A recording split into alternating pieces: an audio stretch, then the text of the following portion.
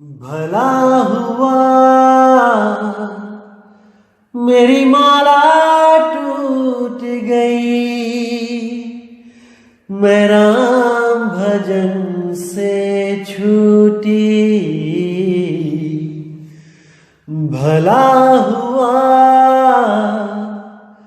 मेरी माला टूट गई, मैं राम भजन से छूटी। मेरे सिर से टली बला, भला हुआ मेरी माला टूट गई, मैं राम भजन से छूटी। मैं राम भजन से छूटी। नमस्कार दोस्तों, सबसे पहले तो मैं आपसे माफी मांगूंगा कि मैं लगातार 10 दिन आपको कोई सत्संग नहीं भेज पाया। असल में मैं गुरुजी की सेवा में था। हमारे यहाँ जो सत्संग होता है मकर संक्रांति का, उसमें मैं अपने गुरुदेव की सेवा में लगा हुआ था। आने वाली संगत के और आने वाले साधुओं की सेवा में लगा हुआ था, इसलिए मैं आपको सत्संग नहीं भेज पाया। मैं तहे दिल से माफी मांगता हूँ। और आज जो मैं आपको वाणी का जो मैं आपको अर्थ बताने जा रहा हूँ, उस गुप्त भेद के बारे में बताने जा रहा हूँ। मैं पूरी उम्मीद करूंगा कि आप सब अपनी तलवारें तिखी करके एक एक शब्द को समझेंगे और परमपिता परमात्मा का गुणगान गाएंगे। साहिब बंदगी। तो शब्द का शीर्षक है, संतो वह घर सबसे न्यारा जहां पूर्ण पुरुष हमारा। बहुत प्यारी वाणी है कबीर साहब की। आज इस पर व्याख्या करेंगे और सत्य असत्य का निर्णय करेंगे। तो साहिब कहते हैं, संतो वह घर सबसे न्यारा जहां पूर्ण पुरुष हमारा।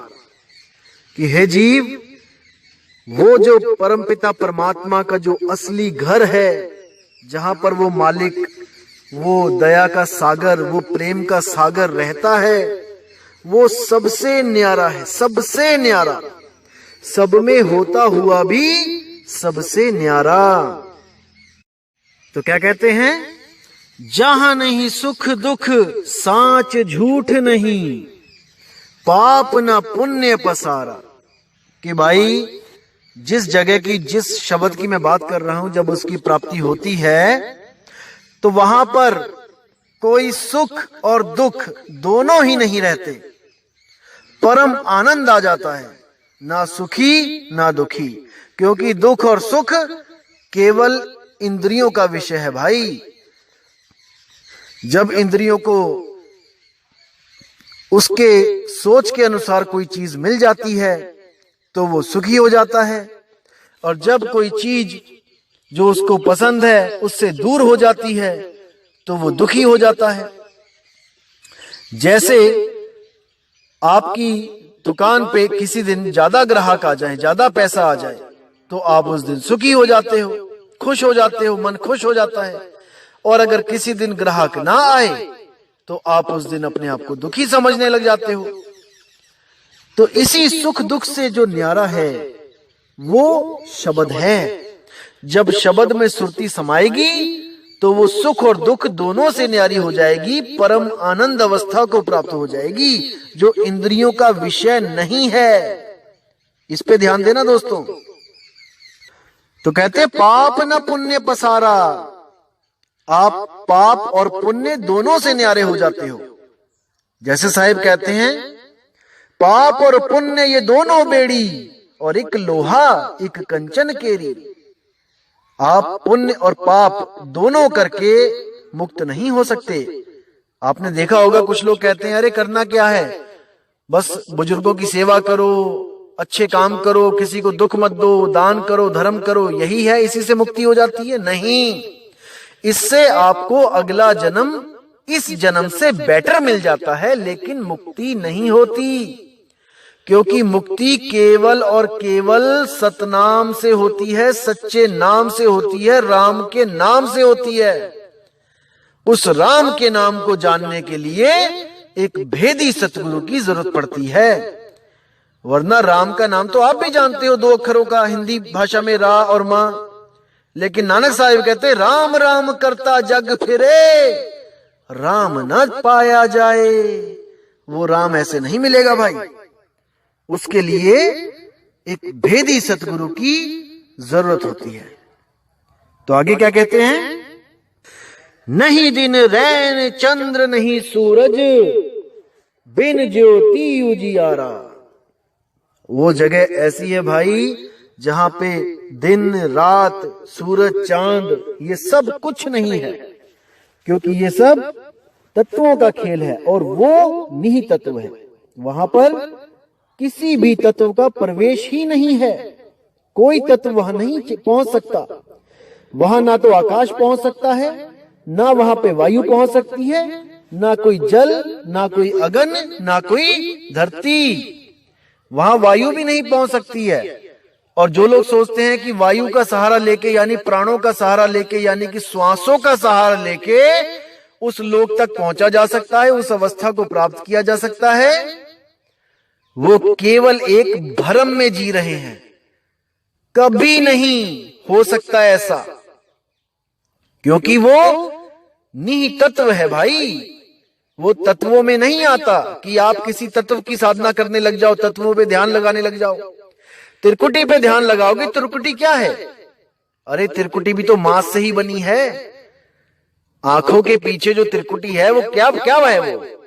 वो आपका सारा शरीर है, हड्डी और मांस से बना हुआ है, लोथड़ों से बना हुआ है। और ये श्वास क्या है? ये वायु तत्व है। इस वायु तत्व में ध्यान लगाओगे तो वहीं तक पहुंच पाओगे जहां तक वायु पहुंच सकती है। इसको समझो। हवाई जहाज से चांद पे नहीं पहुंचा जा सकता। हवाई जहाज उड़ता तो है आसमान में, लेकिन चांद तक नहीं जा सकता भाई। उसकी अपनी सीमा है, लिमिट है। लेकिन एक रॉकेट वो आपको चांद तक लेके जा सकता है। उड़ते दोनों हवा में है, लेकिन दोनों की चाल न्यारी न्यारी है। अब कोई कहे कि आपको टिकट दे दूं मैं हवाई जहाज की और आपको चांद पे पहुंचा देगा, तो वो आपके साथ धोखा कर रहा है। जब वहां पे तत्व ही नहीं है तो किसी तत्व की डोर पकड़ के आप वहां कैसे पहुंच सकते हो? अर्थात नहीं पहुंच सकते। तो आगे साहिब क्या कहते हैं? दिन नहीं रैन चंद्र नहीं सूरज, बिना ज्योति उजियारा। वहां पे कोई ज्योत भी नहीं है कि कोई कहता है कि ज्योति ज्योत समा जाना है और वो ज्योत ही परमात्मा है। नहीं, ऐसा बिल्कुल नहीं है। आगे कहते हैं नहीं तहीं ज्ञान ध्यान नहीं जप तप। कि भाई ऐसा भी नहीं है कि कोई कहते हैं, कई लोग कहते हैं कि ध्यान करना है, अरे कहीं भी लगा लो, कहीं भी ध्यान कर लो, किसी का भी ध्यान कर लो, परमात्मा तो एक ही है। यानी कि कहीं पे भी, कई लोग तो दीवार पे बिंदु, जो दीवार है सामने आपके, उस पे एक बिंदु बना देंगे और उसी पे ध्यान करने लग जाएंगे। उसको देखते रहेंगे, लगातार देखते रहेंगे, देखते रहेंगे, और वही बिंदु अपने आप आंखों के सामने से ओझल हो जाएगा, गायब हो जाएगा। तो कहेंगे अब आप उस निराकार को देख सकते हो। देखिए भरम जाल, देखिए कई पंथ चल रहे हैं ऐसे, जो आपको अंधेरे में बैठा देंगे और दीवार पे एक छोटी सी एलईडी लाइट जला देंगे, जैसे लाल सा प्रकाश कर देंगे। अब उस प्रकाश को देखते रहो, बिंदु को देखते रहो, देखते रहो, देखते रहो, और देखते देखते देखते वो बिंदु गायब हो जाएगा। जैसे कंसंट्रेशन जब ज्यादा हो जाती है तो वो सीमित हो जाती है, उसके आसपास की चीजें दिखनी बंद हो जाती हैं, और एक समय ऐसा आता है पूर्ण अभ्यास करने के बाद कि वो चीज जो देख रहे होते हैं वो भी दिखनी बंद हो जाती है। जैसे कंसंट्रेशन का विषय है, जैसे अर्जुन था, जब अर्जुन ने उस चिड़िया की आंख में निशाना साधा तो गुरु ने पूछा, अर्जुन तुम्हें क्या दिखाई दे रहा है? तो अर्जुन ने कहा, मुझे चिड़िया की आंख के सिवा कुछ दिखाई नहीं दे रहा। जबकि बाकियों से पूछा तो उन्होंने कहा, मुझे पेड़ भी दिख रहा है, मुझे सब कुछ दिख रहा है, पीछे जो है मकान भी दिख रहे हैं, सब कुछ दिख रहा है। पत्ते भी दिख रहे हैं पेड़ के। तो उन दोनों के ध्यान में क्या फर्क था कि अर्जुन का ध्यान पका हुआ था। अर्जुन जिस चीज को देखना चाहता था केवल वही चीज दिखती थी, उसके अलावा कुछ नहीं दिखता था। तो ये ध्यान पकाना कहते हैं इसको। तो साहिब कहते हैं नहीं वहां ज्ञान ध्यान नहीं। तो साहिब कहते हैं नहीं वहां ज्ञान ध्यान नहीं, जप तप वेद कतेब न बाणी। कि भाई उस जगह जब आपकी सुरती वहां रमेगी तो वहां पर कोई वेद कतेब कोई वाणी का ज्ञान कोई काम नहीं आएगा। वहां पर केवल आपकी 100% सुरती चाहिए। जो शब्द में लगेगी तो आप सब कुछ भूल जाओगे, कुछ याद नहीं रहेगा, ना अपनी देह, ना अपना धर्म, ना अपनी जात, ना अपनी वाणी, और ना ही ये ग्रंथ याद रहेंगे। कुछ भी नहीं है वहां पे, केवल अपना निज स्वरूप। उसके अलावा सब जड़ माया ही तो है भाई। तो इसको समझो। आगे क्या कहते हैं, करनी धरनी रहनी गहनी ये सब वहां है रानी। कि भाई अगर वहां पर आप सोचते हो कि कोई करनी धरनी रहनी गहनी होगी, कि वहां किसी बिल्डिंगों में रहोगे या कुछ वहां काम करोगे या वहां कुछ खाओगे पियोगे, तो मेरे लिए ये हैरानी की बात है भाई। अगर ऐसी बात कोई गुरु करता है तो मैं हैरान होता हूं कि पता नहीं किस लोक में लेके जाएगा ये आपको। बिल्कुल सावधान हो जाओ ऐसे गुरुओं से जो आपको इस भ्रम में डालते हैं कि आप वहां जाके किसी घर में रहोगे, कोई सोने की सड़कें होंगी, कि वहां पे बूंदों की तरह आत्मा रहेगी, समुद्र में जैसे बूंदे रहती हैं। अरे नहीं भाई, ये सब घोर अज्ञान है। तो साहिब आगे क्या कहते हैं, धर नहीं अधर न बाहर भीतर पिंड ब्रह्मांड कछु नाही। वहां पहुंच के ना तो धर ना अधर, कहीं भी नहीं, और ना बाहर भीतर, ना अंदर ना बाहर, कहीं भी नहीं, और पिंड ब्रह्मांड कछु नाही। ना तो वहां कोई शरीर है, ना ही वहां कोई ऐसा आसमान है कि वहां सूरज चांद सितारे होंगे, वहां दिन और रात होगी। आप ड्यूटी पे जाओगे काम करने, आपके बच्चे इंतजार करेंगे घर में, आपके माँ बाप बैठे होंगे वहां पे। अरे भाई ये सब भरमजाल है, कुछ नहीं है वहां पे, केवल आपका निज स्वरूप, उसके अलावा कुछ नहीं, कुछ नहीं। अब आगे कहते हैं, 5 तत्व गुण 3 नहीं तहां साखी शब्द न ताही। वहां पर कोई 5 तत्वों नहीं, कोई सूरज चांद आकाश अग्नि वायु पृथ्वी नहीं, वायु भी नहीं। कोई सोचे कि हम वहां सांस लेंगे, अरे वहां सांस भी नहीं है भाई, बिना सांसों के जीवित रहोगे आप। स्वर्ग नरक ब्रह्मलोक सतलोक अलखलोक अगमलोक अनामी लोक अकह लोक, इन सब लोकों में आपको सांस लेनी पड़ती है, क्योंकि माया ने ये नकली बना रखे हैं। नाम रखा है इनका सतलोक अलखलोक आगामी लोक। ये जब मैं कर नैनो दीदार महल में प्यारा है, जब मैं पार्ट 2 और 3 बनाऊंगा तो आपको एक एक चीज समझ में आएगी कि इस माया ने क्या क्या जाल बना रखे हैं इस जीव को उलझाने के लिए। तो साहिब कहते हैं वहां पे कुछ नहीं है ऐसा, किसी भ्रम में ना रहे कोई कि श्वासा की डोरी पकड़ के किसी मंत्र को जप के मंत्रों की कमाई काल को देके आप सतलोक को चले जाओगे, आप मुक्त हो जाओगे। इस गलत फहमी में कभी मत रहना भाई, कभी मत रहना। साहिब क्या कह रहे हैं इसको अच्छी तरह विचार लो, समझ लो, सोच लो, और कोई धर्म जात में ना बांटे कबीर साहब को कि ये केवल कबीर पंथी के लिए कह रहे हैं। नहीं मेरे भाई, ये पढ़ाई पीएचडी की पढ़ाई है, ये सब जीवों के लिए पढ़ाई है। ये वो पढ़ाई है जहां जिसको 3 गुण यानी ब्रह्मा विष्णु महेश भी नहीं समझ पाए, वो भी भक्ति किए, तपस्या किए, लेकिन उनकी तपस्या भी अधूरी रही, क्योंकि सत्य शब्द, सच्चा शब्द, सच्चा नाम उनके पास भी नहीं था। उनके पास था लेकिन उसका भेद नहीं जान पाए। जैसे कस्तूरी तो सबके पास है, ऐसा कोई नहीं जिसके पास कस्तूरी नहीं, ऐसा कोई हिरण नहीं, लेकिन बिना भेद के भटकता ही फिरता है। इसी प्रकार तीनों देवता भी, ये त्रिदेवा भी भक्ति किए हैं। हिमालय पे जाके भोले शंकर ने भी भक्ति करी है, जबकि कहने में आ रहा है देवों के देव महादेव। अरे अगर आप ही देवों के देव महादेव हो तो आप किसकी भक्ति करते हो? ये सवाल हर इंसान के दिल में होता है कि भोले शंकर आखिर भक्ति किसकी कर रहे हैं। तो अगर आपने जानना है कि भोले शंकर किसकी भक्ति कर रहे हैं तो उनका एक ग्रंथ उठाओ, शिव स्वरोदय। उसमें पार्वती और शंकर जी की पूरी वार्तालाप है। जो सवाल आपके दिमाग में है कि शंकर जी किसकी भक्ति करते हैं, वही चीज पार्वती जी के दिमाग में आई कि हे प्रभु, मैंने हर जगह यही सुना है कि आप देवों के देव महादेव, आपसे बड़ा कोई नहीं, फिर आप किसकी भक्ति में लीन रहते हो?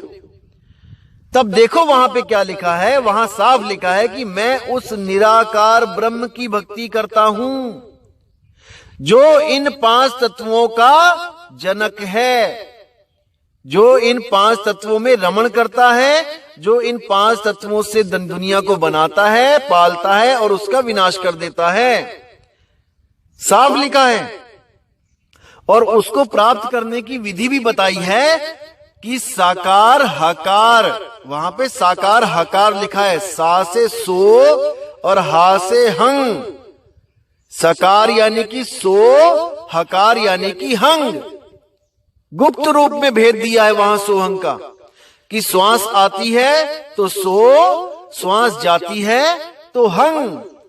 इसी सोहंग सोहंग का जाप मैं अपनी समाधि में करता हूं, जिसको शून्य समाधि कहते हैं। मैं शून्य तक जाता हूं और वहां पर जाके मेरा देह अभिमान टूट जाता है और मैं वहां पे खुद को निराकार समझ के उसमें लीन रहता हूं। साफ लिखा है। लेकिन आगे का भेद भोले शंकर नहीं जान पाए कि भाई सरगुण निर्गुण दोनों से पारा, वो क्या है? साहिब कहते हैं सरगुण निर्गुण दोनों से पारा और जानेगा कोई जाननहारा। जब सतगुरुदेव आपकी जिंदगी में आ जाते हैं तो वो आपको सरगुण और निर्गुण दोनों से परे ले जाते हैं, दोनों से पार की भक्ति बताते हैं। सरगुण मानो घड़ा एक शेप में और निर्गुण मानो मिट्टी। उस मिट्टी से चाहे आप घड़ा बना दो, उस मिट्टी से चाहे आप गुल्लक बना दो, उस मिट्टी से आप चाहे चकला बना दो, बेलन बना दो मिट्टी की, चिड़िया बना दो मिट्टी की। तो मिट्टी है निराकार और ये जो चीजें बनती हैं ये है साकार। इसी तरह ब्रह्म है निराकार, आकाश है निराकार, शून्य है निराकार, ये पोल है निराकार, ये दोनों हाथों के बीच में जो स्पेस है, गैप है, ये है निराकार। इसी निराकार से साकार प्रकट होते हैं और निराकार और साकार में कोई फर्क नहीं होता। केवल भ्रमवश हमें लगता है कि ये चीज साकार है और वो गैप निराकार है। असल में वो एक ही चीज है। जैसे पानी में कभी बर्फ जम के तैरने लग जाए तो हमें भ्रम होता है कि ये बर्फ पानी से भिन्न है। बर्फ अलग चीज है, पानी अलग चीज है, लेकिन ये केवल मायावत दिखाई और समझ में पड़ता है कि ये दोनों अलग हैं। जो तत्वज्ञानी है वो जानता है कि पानी और बर्फ एक ही चीज है, बस रूप अलग दिख रहे हैं। ये बर्फ भी पिघल के पानी ही बन जाएगी, पिघल के पानी ही बन जाएगी। इसी तरह जितने भी निराकारी हैं, जितने भी निराकार को मानते हैं, उन सबको ये ज्ञान होता है कि साकार की भक्ति नहीं करनी है। ये साकार एक दिन खत्म होके निराकार में ही समा जाएगा। जैसे ये शरीर साकार है, जब ये खत्म होगा तो इसकी जो मिट्टी तत्व है वो मिट्टी में समा जाएगा। इसमें जो वायु तत्व सांस है वो वायु में समा जाएगी। इसमें जो अग्नि टेम्परेचर है, जठर अग्नि है, वो अग्नि तत्व में समा जाएगी। इसमें जो पानी है, खून है, पसीना है, बूंद है, वो पानी तत्व में समा जाएगा। और इसका जो मन है, जो इसका वो निराकार मन इस निराकार आकाश तक समाएगा और उसके बाद दोबारा सृष्टि पैदा कर देगा, दोबारा साकार रूप धारण कर लेगा। तो इसी आने जाने में सब देवी देवता, सब ऋषि मुनि, पीर पैगंबर, औलिया, सब इसी में भटकते रहे। इसी को बेचून कहते हैं, इसी को फॉर्मलेस कहते हैं। ईसाई कहते हैं गॉड इज फॉर्मलेस, मुस्लिम कहते हैं अल्लाह बेचून है, यानी उसका कोई रूप रंग नहीं है। असल में ये सब निराकार के ही अलग अलग नाम हैं, उस निराकार ब्रह्म के। जबकि परमात्मा निराकार नहीं है भाई, परमात्मा तो इन दोनों से न्यारा शब्द स्वरूप है, और वही शब्द स्वरूप आपका निज नाम है, आपका निज स्वरूप है। आप साकार और निराकार नहीं हो। अरे आप तो इन दोनों की गवाही देते हो कि साकार भगवान है, निराकार भगवान है। आप निराकार साकार दोनों से न्यारे हो, इसको समझो मेरे भाई। अब आगे साहिब क्या कहते हैं? मूल फूल बेल नहीं बीजा, बिना वृक्ष फल सोई। जब आप उस अवस्था को प्राप्त कर लेते हो तो वहां पर मूल फूल बेल बीज कुछ नहीं रहता, कुछ नहीं। अभी हम कह रहे हैं कि मूल ज्ञान, वहां पहुंचने के बाद वो भी नहीं रहेगा, मूल भी नहीं रहेगा। जैसे हम किसी भी लड़के को पिता तब तक नहीं कह सकते जब तक उसके द्वारा एक संतान की उत्पत्ति ना हो जाए। जैसे ही उसके घर में बच्चा पैदा होता है, अब वो लड़का ही पिता बन जाता है। इसी तरह ये सब सृष्टि बनी, त्रिदेवा बने, सब कुछ हुआ, इसलिए हम उसको मूल कह रहे हैं। लेकिन जब हम उस अवस्था को प्राप्त कर लेंगे तब ये त्रिदेवा, ये मन, ये माया सब खत्म हो जाएगा। तो जब मन माया ये डाली टहनी नहीं रही तो हम मूल किसको कहेंगे? जब पुत्र ही नहीं रहेगा तो हम पिता किसको कहेंगे? इसलिए साहिब कहते हैं उस अवस्था में पहुंचकर ये सब खत्म हो जाएंगे। जितना भरम जाल है ये सब टूट जाएगा, सब टूट जाएगा। तो आगे क्या कहते हैं? बिना वृक्ष फल सोई, कि वो अवस्था मिल जाएगी जैसे बिना वृक्ष के आपको कोई फल की प्राप्ति हो जाए, यानी उसका कोई आदि और अंत ना रहे। बिना वृक्ष का फल यानी कि जिसको कोई पैदा नहीं कर सकता, क्योंकि फल वृक्ष से पैदा होता है और जो पैदा होता है वो एक दिन नष्ट होता है। तो साहिब उस अवस्था की बात कर रहे हैं कि बिना वृक्ष के जो फल है, यानी तेरा निज स्वरूप, जिसको पैदा करने वाला आज तक कोई पैदा नहीं हुआ। वो निज है, वो स्वरूप निज है, आदि है, अनंत है। उसको जन्म और मरण का कोई भय ही नहीं है। उस अवस्था को प्राप्त करना है मेरे भाई। आगे क्या कहते हैं? ओहम सोहम अर्ध ऊर्ध नहीं, श्वासा लेख न कोई। अब कितना क्लियर कर दिया यहां पे कि ओहम सोहम अर्ध ऊर्ध नहीं। ना तो कोई ओहम सोहम का जाप वहां पहुंचा सकता है और ना ही अर्ध ऊर्ध, मतलब कि कुछ लोग तो शरीर के अंदर जो चक्र है उसमें उलझ गए हैं, एक के ऊपर एक चक्र, उसके ऊपर दूसरा चक्र, जितनी भी कुंडलियां हैं या तो इसमें उलझ गए, या फिर ऊपर सतलोक, अलखलोक, अगमलोक, अनामी लोक, जो एक आदमी का शरीर बना के उसके ऊपर अलग अलग लोक बना देते हैं, अलग अलग पौड़ियों की तरह, एक लोक, उसके ऊपर दूसरा लोक, तीसरा लोक, चौथा लोक, पांचवा लोक, छठा लोक, सातवां लोक, उसी सात को कह देते हैं सतलोक, यानी 7 लोग ऊपर जाओ। कुछ लोगों ने तो बिल्कुल ही हद कर दी है। एक और पंथ चल रहा है, नाम नहीं लूंगा, उन्होंने सतलोक भी फेल कर दिया, अलग लोग भी फेल कर दिया कि ये तो 6-7 लोग ऊपर हैं। लेकिन हमारा वाला कैवल्य लोक वो 33 मंजिल पे है, 33 लोग ऊपर है। आप गिनोगे जब उनके लोग तो पूरे 33 लोग हैं। मुझे एक भाई ने पूरा कॉन्फिडेंस में लेने की कोशिश करी कि नहीं भाई 33 लोग ऊपर जाना है। मैंने कहा क्या बात भाई, 33 में ही खत्म हो गए क्या? अरे 34, 35, 36, 37, 50, 100, 1000, लाख, करोड़ लोग बना देते। ईंट बजरी खत्म हो गई थी क्या? सीमेंट खत्म हो गया था क्या भाई? या दिहाड़ीदार नहीं मिल रहे थे, केवल 33 ही बना पाए? तो ऐसे ऐसे लोग मिलेंगे आपको भ्रमित करने वाले जिंदगी में, और आप गिनती के चक्कर में पड़ के जो ज्यादा लोग आपको दिखा देगा बना के एक कागज पे, आप सोचोगे कि नहीं शायद यही आगे लेके जाएगा हमें। अरे नहीं, अर्ध उर्ध, ना ऊपर ना नीचे, कहीं नहीं जाना है, क्योंकि ना कहीं जाना ना कहीं आना, आपे में आप समाना। इसी को मूल मंत्र समझ लो, इसी को निज मंत्र समझ लो भाई, और इसको मन में अच्छी तरह बैठा लो, तभी आपका कल्याण होगा।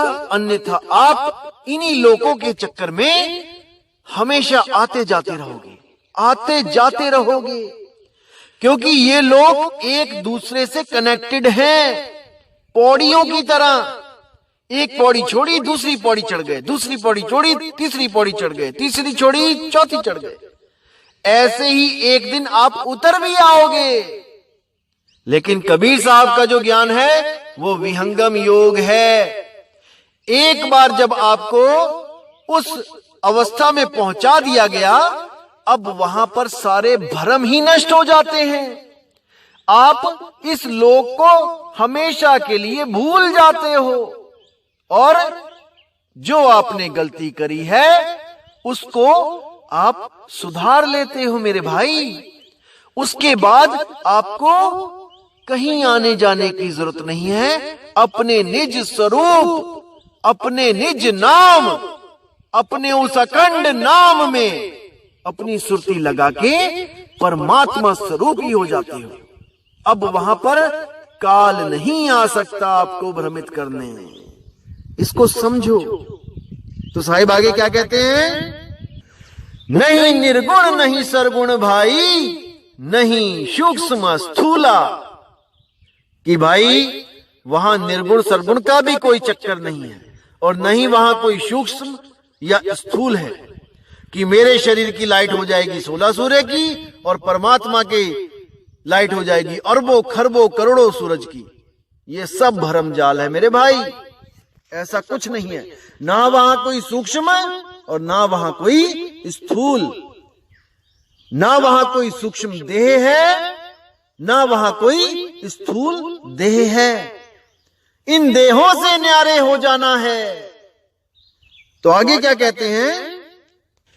नहीं अक्षर नहीं अविगत भाई, ये सब जग की भूला। ना तो वहां पे कोई भाषा है कि वहां पर परमात्मा ने कुछ पुकारा, नाम पुकारे और वो बच्चे पैदा हो गए। देखो कितना बड़ा भ्रम है। साहिब ने ज्ञान रखा था उस ग्रंथों में, लेकिन पहेली के रूप में, और ये अज्ञानी गुरु, ये अधूरे गुरु उस पहेली को समझ ही नहीं पाए। जो अक्षर लिखे थे उसी को पकड़ पकड़ के आगे ज्ञान देने लगे। कहते हैं पहला अक्षर कुरुम पुकारा, यानी हिंदी का भाषा, हिंदी भाषा ये कुरुम, का में ऊ की मात्रा मां के ऊपर रहा, कुर्म। अब देखो कुर्म का मतलब क्या है? कछुआ। अब ऐसे भी गुरु आपको मिल जाएंगे जो कछुआ बना के बैठ गए सच में, क्योंकि वो पहली सुलझा नहीं पाए। समझो इसको, जो भी गुरु अपने जो कैलेंडर हैं, जो अपने जो ज्ञान जो छापते हैं अपने कैलेंडरों पे, अगर उस पे कछुआ बना है तो उससे बड़ा अज्ञानी गुरु कोई नहीं है, जिसने ये स्वयं साबित कर दिया कि परमात्मा ने ही पहले अक्षर में 84 लाख जूनियों का कछुआ पैदा कर दिया। सोचो इसको, समझो, क्योंकि वो गुरु अज्ञानी है। वो शब्द को पढ़ तो लिया लेकिन उसके भाव को नहीं समझ पाया, नहीं समझ पाया। जो भी गुरु कुरुम को कछुआ बनाने का घोषित कर दे, कछुआ बना दे, उस अज्ञानी गुरु को तत्काल त्याग दो। अरे जब वो कुरुम के स्वरूप को नहीं जान पाया तो वो आपके और अपने स्वरूप को क्या जानेगा? वो आपको 84 में धकेल देगा। समझो इसको, अभी मौका है, समझ जाओ। कोई गुरु अपने आप को अधूरा नहीं मानेगा भाई, क्योंकि उनका धंधा बन चुका है ये कबीर पंथ। लेकिन आप विवेकी हो, आप सत्य असत्य का निर्णय कर सकते हो। ये कछुआ वछुआ ये काल ने बनाए हैं, बहुत बाद में बनाए हैं। ये पहले अक्षर से कछुआ नहीं पैदा कर दिया परमात्मा ने। इसीलिए कबीर साहब ने ये ज्ञान पहेलियों के रूप में रखा गया, ताकि समय आने पर जब मेरा वो संदेश वाहक जब इस ज्ञान को समझाएगा तो दूध का दूध और पानी का पानी कर देगा। और जो विवेकी हंस जो मुझे प्यार करता है, जो सतगुरु कबीर साहब को प्यार करता है, वो इस मूल ज्ञान को समझ के अपने अधूरे गुरुओं को छोड़ के सत्य ज्ञान की तरफ उस तरह दौड़ा आएगा जैसे कोयल की मां की पुकार सुन के बच्चे उसकी तरफ दौड़े जाते हैं, जो रहते तो कौवे के घोंसले में हैं, लेकिन अपनी मां की पुकार को पहचान जाते हैं, पहचान जाते हैं। तो इस मूल ज्ञान को समझो मेरे भाई, और परमात्मा के उस निज स्वरूप को प्राप्त करने के लिए सतगुरु की खोज करो। शुरू कर दो उस गुरु को खोजना जो आपका निज स्वरूप आपको दे दे, ना कि कोई मंत्र पकड़ा दे, बिल्कुल नहीं। तो साहिब आगे क्या कहते हैं? नहीं अक्षर नहीं अविगत भाई, ये सब जग की भूला। अब यहां पे अविगत जो शब्द है, कुछ लोगों ने इसको क्या बना दिया कि सतलोक ही अविगत है। सतलोक से कबीर साहब आते हैं चल के, क्योंकि कबीर साहब का ज्ञान है पहेली ज्ञान, एक रहस्य ज्ञान, जो रहस्य केवल वही गुरु जान सकता है जो कबीर साहब के ज्ञान को पूरी तरह समझ चुका है, जिस पर सतगुरु कबीर साहब की मोहर लग चुकी है, जिसने ज्ञान स्वयं सतगुरु कबीर साहब से लिया है, वही इन रहस्यों को समझ सकता है। नहीं तो सब के सब केवल अक्षरों को पढ़ सकते हैं, क्योंकि वो पढ़े लिखे हैं। इससे ज्यादा उनकी बुद्धि नहीं चल सकती, नहीं चल सकती। बुद्धि विवेक तब चलेगा जब कोई विवेकी हंस जो कबीर साहब के असली पंथ से जुड़ा हुआ है, जब वो दूध और पानी का निबेड़ा करेगा। अरे नीर छीर का करे निबेड़ा, और कहे कबीर सो हंस है मेरा। मेरा हंस वो नहीं है जो केवल कबीर साहब की फोटो लगा के बैठा है, धूप अगरबत्ती लगा रहा है, या कबीर साहब को एक देह मान के, दाढ़ी वाले बाबा जी, टोपी वाले कबीर जी मान के सोच रहा है कि वो मुझे मिलेंगे, मुझे नाम देंगे, मुक्ति हो जाएगी। अरे नहीं भाई, साहिब कहते हैं हम हैं शब्द शब्द हम माही, और शब्द से भिन्न और कछु नाही। जो मेरे स्वरूप को जानता है वो भली भांति समझता है कि मैं ही शब्द हूं, और मैं वो शब्द हूं जो सतगुरु देव अपने शिष्य को देते हैं। मैं कोई मंत्र शब्द नहीं हूं कि किसी भाषा का मंत्र हूं मैं, नहीं, मैं एक वस्तु हूं। अरे वस्तु कहीं ढूंढे कहीं कैसे लागे हाथ, गुप्त वस्तु तब मिले भेदी लीजिए साथ। तो इसको समझना है मेरे भाई, आप समझ सकते हो। मुझे पूरा यकीन है आप में परमात्मा की दया से कोई कमी नहीं है, केवल और केवल सत्संग नहीं मिल रहा है, वरना आपको मूर्ख बनाने वाला इस दुनिया में कोई पैदा नहीं हुआ है, मुझे पूरा विश्वास है। आगे क्या कहते हैं साहेब, जहां पुरुष तहवा कछु नाही, और कहे कबीर हम जाना, हमरा भेद लखे जो कोई, पावे मूल ठिकाना। साहिब कहते हैं जहां पर पुरुष है, जहां वो निज रूप है, निज नाम है, अरे वहां कछु नहीं, वहां कुछ नहीं है, कुछ नहीं है। लेकिन इस भेद को वही जान सकता है जिसको कबीर साहिब स्वयं आकर बता जाएं, नहीं तो कोई नहीं जान सकता, कोई नहीं जान सकता। इसलिए साहिब कह रहे हैं हमरा भेद लखे जो कोई, और पावे मूल ठिकाना। अरे आपका भेद कोई जान ही कैसे सकता है जब तक आप खुद नहीं बताओगे।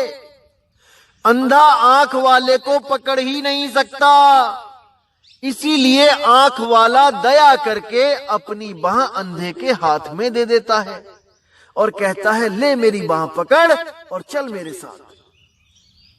इसीलिए कहता हूं भाई, नामदान लेने में कभी जल्दबाजी मत करो।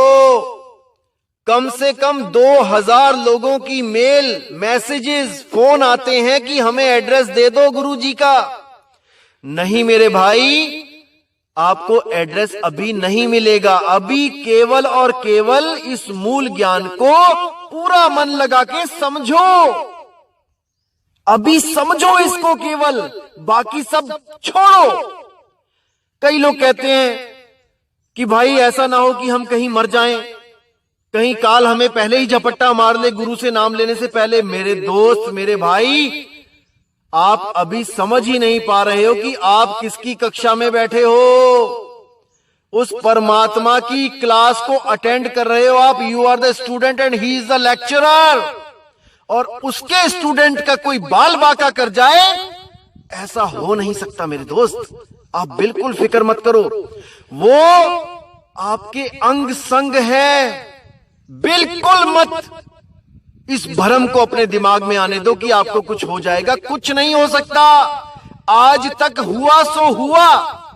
जिसने सच्चे मन से कबीर साहिब को, उनके मूल ज्ञान को अपने हृदय में बसा लिया, उसका कोई बाल बाका नहीं कर सकता, कोई बाल बाका नहीं कर सकता। आप बिल्कुल फिक्र मत करो। मैं आपका फोकस केवल और केवल मूल ज्ञान को समझने में लगाना चाहता हूं मेरे दोस्त।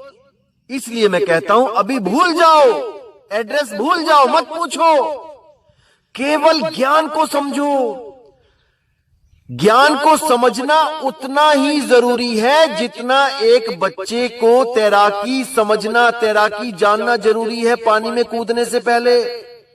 नाम लेने से पहले इस ज्ञान को समझना बहुत जरूरी है, क्योंकि नामदान के वक्त सुरती को 100% विश्वास होना चाहिए। अगर 99% भी है तो नाम लिया ना लिया बराबर रहेगा मेरे भाई। कोई फायदा नहीं नाम लेने का, क्योंकि साहिब कहते हैं कहे कबीर सुनो भाई साधो, मैं तो हूं विश्वास में। अगर आपको विश्वास होगा 100%, केवल तभी आना नाम लेने जब मैं आपको एड्रेस दूंगा।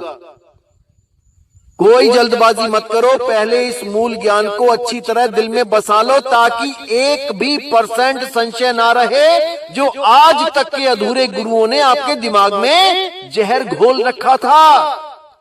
उस जहर को निकाल फेंको और इस अमृत वाणी को अपने हृदय में स्थान दो। उस मालिक की वाणी को मन में बसाओ और पूरा विश्वास करके आओ। आप सबका स्वागत होगा, सबका स्वागत होगा। तो दोस्तों, अब मैं विदा चाहूंगा और परमात्मा से हमेशा यही दुआ करूंगा कि आपका विवेक इतना बढ़ता जाए, इतना बढ़ता जाए कि इस दुनिया में कोई अधूरा गुरु आपको मूर्ख ना बना पाए, नहीं बना पाए। बहुत बन लिए, युगों युगों से बनते ही आ रहे हैं, अब नहीं, अब नहीं, अब नहीं।